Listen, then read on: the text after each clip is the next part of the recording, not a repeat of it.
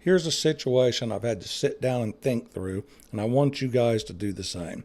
I'm spending a lot of time in Thailand, and Medicare usually does not cover me while I'm over here. Why would you keep paying for it? On the surface, that really sounds like an easy decision. Throw it out. You're in Thailand, you go to a Thai hospital, you pay cash. Most of the time, the bill is nowhere near what you'd expect to pay in the United States. So I get it. I understand why somebody would look at that and say, Rick, why in the world do you keep that if it's not really that useful there? I get the question, you guys. I've asked myself the same thing many times. But the longer I thought about it, the more I realized I'm looking at it more as a backup plan. I'm not keeping it because I think it's my health insurance. I'm keeping it because I want to keep my American medical security as a backup plan. At 66 years old, that matters a lot to me, more than trying to squeeze every last penny out of every last dollar out of the monthly budget. And this is exactly the kind of real world decisions I talk about in my one-on-one retirement consulting with you. Not fantasy versions where everything's cheap and glorious and nothing ever goes wrong. I talk about the practical living part of your life overseas and trying not to make decisions that come back to bite you in the ass later. If you need help thinking through your own situation, you can find that on my website at ricksadventurestv.com.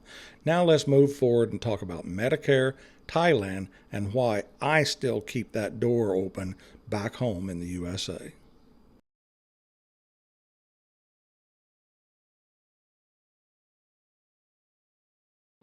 Welcome back to Rick's Adventures, everybody.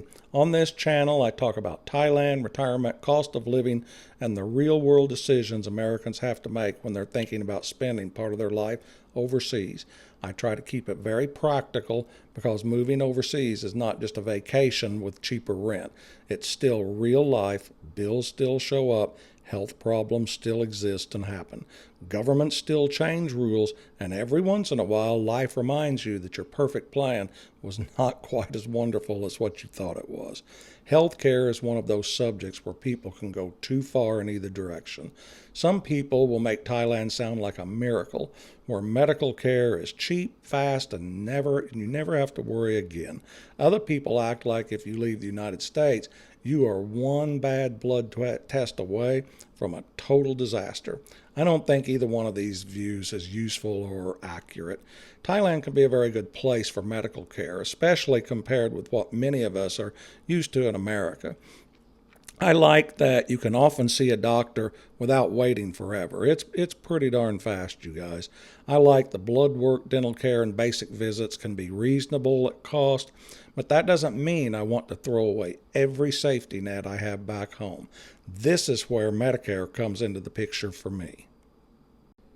First, I want to preempt this section with that I'm not sponsored by anybody. I'm not promoting any plan. I'm just telling you what I'm using that fits my situation. I'm 66 years old, so Medicare is not something that's a future subject anymore. It's just a reality for me now. Right now, I have a plan from Devoted in Missouri, and it costs me about $38.20 a month. The rest is handled through the Giveback, so that means that my Medicare Part B cost is reduced by about $165 a month. So it makes it really simple for me. But I want to say this really clearly, guys, because I don't want anybody misunderstanding what I'm saying. The give back does not mean Medicare is free. It does not mean I ignore Part B. It doesn't mean I can walk into a hospital in Thailand and expect Medicare to pick up all the charges. It only means my cost is lower than it would be without that give back. A lower cost helps a lot by $165 a month, but that's not the reason I'm keeping Medicare is because it's a cheaper way. The real reason is simple. I don't want to close the door on my medical options in the United States. At my age, I think that door is extremely important to keep open. So here's my view and perception. Medicare is not my Thailand health insurance in any way, shape, or form. I look at it like I'm here in Thailand, I go to a local clinic, hospital, dentist or pharmacy, and I expect to pay for that unless I took out some kind of other travel insurance that applies here. That's just how I plan for it. I keep an open charge card and plan to pay for it. I don't assume Medicare is going to step in and handle it, because in most normal situations overseas, Medicare will not. It just will not pay out overseas.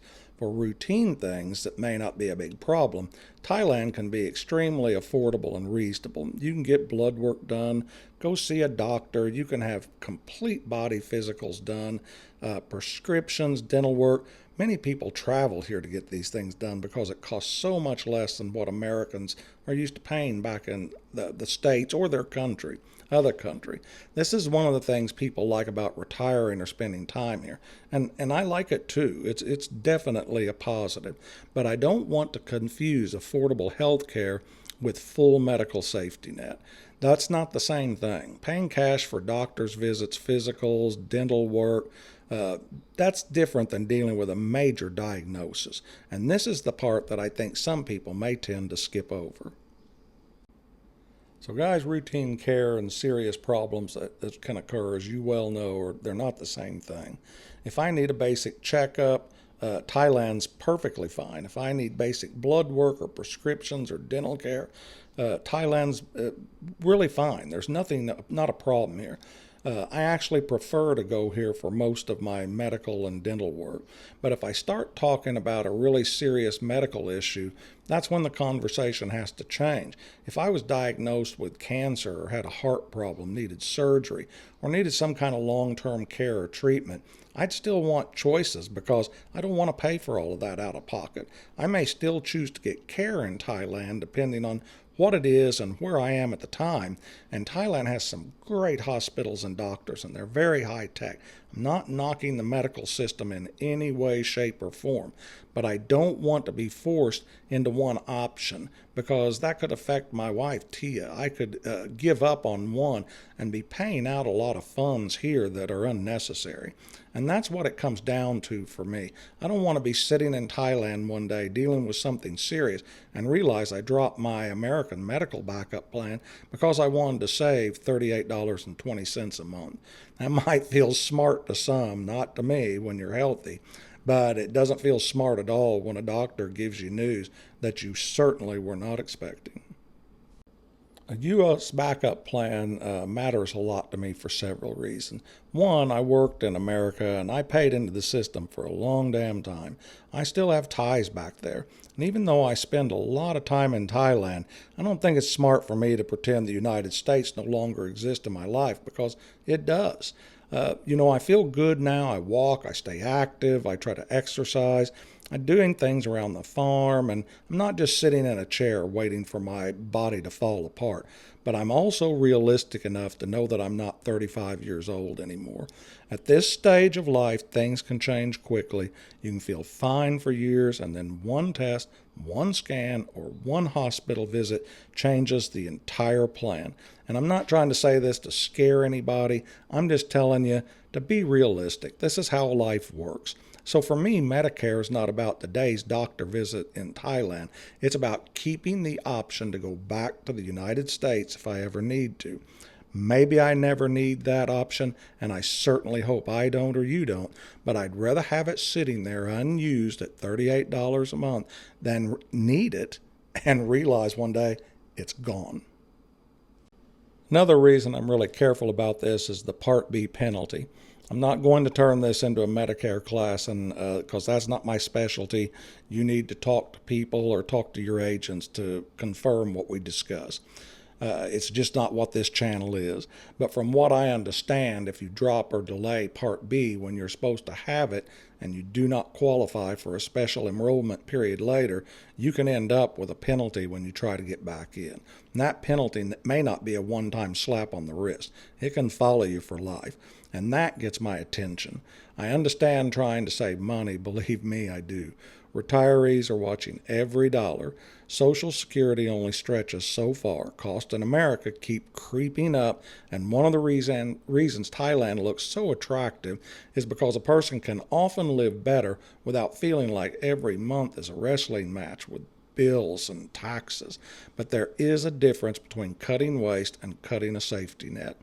If I save money this year but create a problem that follows me for the rest of my life, I have to ask myself whether it was really something that's showing a return on investment. That is why I would be very slow to drop Medicare Part B just because I'm spending time overseas. For me, that feels like one of those decisions that looks good up front about saving money until the day you need it, and then you really regret that decision. Want you guys to understand, the give back plan I'm on helps a lot, but you still need to understand it. In my case, the decision was easier. My plan cost me $38.20 a month, saving me $164 a month. It reduces my Part B cost drastically. I'm not going to act like it doesn't matter, because it does matter. Lower cost makes it easier to justify keeping the coverage when I'm spending time in Thailand. But I also don't want to oversell the give back. It's not magic, and it has its drawback. It is an HMO plan. That means if I go back to Missouri and need care, I need to understand the network. I need to know which doctors and hospitals are covered. I need to know what my out-of-pocket cost could be. I need to understand how the prescriptions work, the tiers work, and what happens if something needs approval. And that's the part that many people seem to sometimes skip. They see the low monthly cost and, the dollar savings and the word give back, and they stop reading. I don't think that's wise. You need to talk to a professional about it. Even if you're going to live part of your life outside of the United States, you need to talk to somebody before you drop this. The day you really need your health plan is not the day you want to start learning how it works. So take the time, read through the plans. There's all kinds of professionals you can talk to. Don't take my advice. Don't listen and just take some YouTuber's advice. Call up who houses the plan and carries it that you want. Discuss it with them. Ask them all the information. Most of the time when you're home in the United States anyway, a representative can even come to the house, sit down, walk you through everything. And that's the smart way to make the decision. Not off of Facebook groups, not off of YouTube videos. Take the practical advice and talk to the professionals themselves so you don't make a mistake. In the private hospitals like Bangkok Hospital, Thailand medical care is absolutely excellent. I like Thailand, or I wouldn't spend as much time here as what I do. One of the things I like is that the medical care is much more direct in those private hospitals. In many cases, you can walk in, see a doctor almost immediately, get tests done immediately, get medicine. You feel like you're truly the patient and they're giving you customer service. Compared with the United States, where it can take weeks to get in to see a specialist, Thailand's not that way. But it's still a real country with real limitations, especially for foreigners. You need money for care. You have to pay for it at the time you receive the care, unless you have a special travel plan that covers it. You need to know where the hospitals are. You need to understand the difference between a local clinic, government hospital, and a private hospital. If you live outside big city areas, you need to think about the distance to get to these. That matters to me because I'm not living in the middle of Bangkok.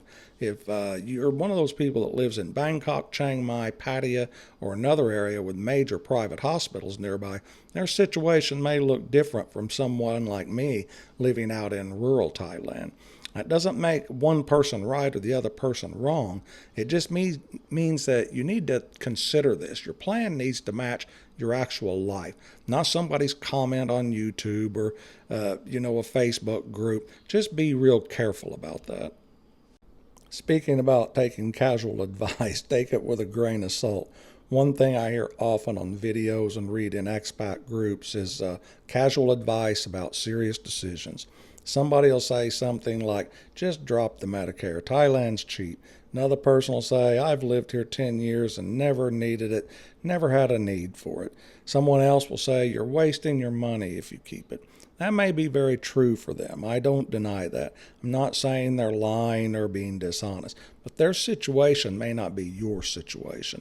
A single guy living in Bangkok with a lot of savings may make a different choice than a married retiree living in rural Thailand on Social Security like I am. Someone in perfect health may see this differently than someone with heart problems, diabetes, cancer history, or other medical problems that could pop up. Someone who never plans to go back to the United States may think about it very differently than someone who is like me, that I've still got a lot of reasons to keep that connection and those doors open. I don't like burning bridges. So that's why I don't like the one-size-fits-all answers, because it doesn't.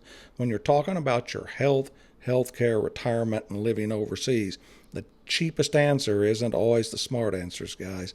Sometimes it is, sometimes it's not. You have to know the difference. Take your time, your due diligence. Don't make a mistake. If I had someone thinking about dropping Medicare ask me what I thought, I would tell them that, I really couldn't give them a quick yes or no. I'd tell them to slow it down, really understand what they're giving up and why they're thinking or even considering giving it up. Talk to Medicare themselves. Talk to the qualified specialist with the different plans who understands all the rules.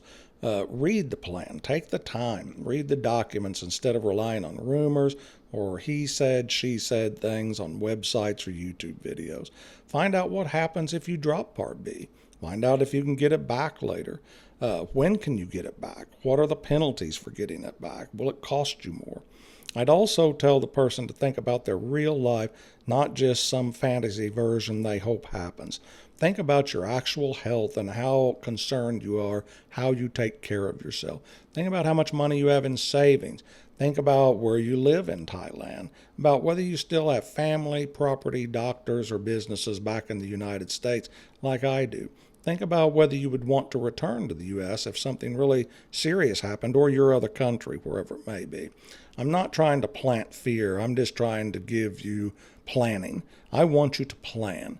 I want you to have a good retirement. I want it to be that dream come true, not get over there, find out you've made some serious mistakes, and have it turn into an actual nightmare for you. So, why am I keeping mine? What it all boils down to is actually pretty simple. I'm keeping my Medicare because I like having options. I want the ability to go back to the United States for care if I ever feel like that's my best move. I want to avoid creating a Part B problem that may be hard or expensive to fix later because of all the bureaucracy. And with any give back plan, the cost is low enough that keeping it makes sense for me right now. I'm not saying Medicare is perfect by far, because it most certainly isn't. I'm not saying Medicare Advantage is perfect. I'm not saying Thailand healthcare is bad. None of that is what I mean.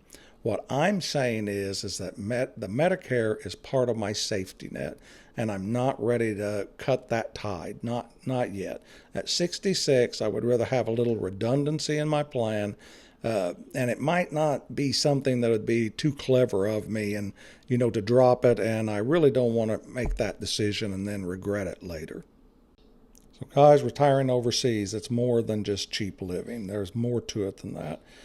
This is one of the bigger lessons I keep coming back to with Thailand and myself. A lot of people focus on the cheap side of living overseas. The food's cheap, the rent's cheap, cheaper doctors' visits, electric, just everything. You get it. And I understand why. Those things matter a lot, and they're the big reason people like me start looking at Thailand in the first place. But retiring overseas, it's not just about finding a cheaper place to live. It's about building a true life that still works when something goes wrong, and it will at times. There might be a health problem, it might be a visa problem, it might be a family problem. Who knows what it is? It could be something back in the United States you didn't expect to pop up, and you've got to go back. The goal's not here to make you scared of everything. I don't mean that at all. The goal is to be prepared and proactive. You don't want to be one of those people that's constantly surprised and having to react to a situation. That's how I look at the Medicare. It's not exciting, it's not fun, it's not the part of Thailand retirement that makes a pretty thumbnail, but it is part of the grown-up side of making a grown-up decision if you decide to come over here and live or try to retire here. If you managed to make it this far in this video, I want to tell you I'm not an attorney, I'm not a Medicare specialist, I don't claim to be, so be sure you talk to somebody that is and they're licensed before you make a decision. So why do I keep this? You know, I spend a lot of my time in Thailand, and even though Medicare usually doesn't cover normal care over here, why do I keep it? For me, it's not because it's my Thailand health insurance. It's my American backup plan in case something catastrophic goes wrong.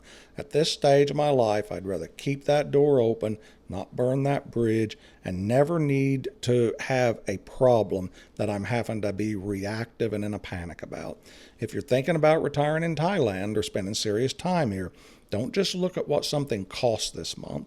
Look at what it actually protects and what it does for you.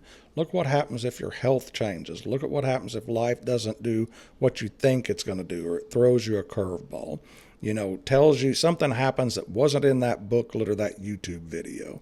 And if you want help thinking through some of the practical side of retiring or relocating to Thailand, you could visit my website, ricksadventurestv.com, where I do one-on-one consulting, and I'll try to help you make some real-world decisions, or at least give you some kind of guidance based off what my experience is, to give you places to logically research and people to talk to. So guys, thanks for watching. I'll see you in the next video. Be safe, be happy, and take care. See you guys soon.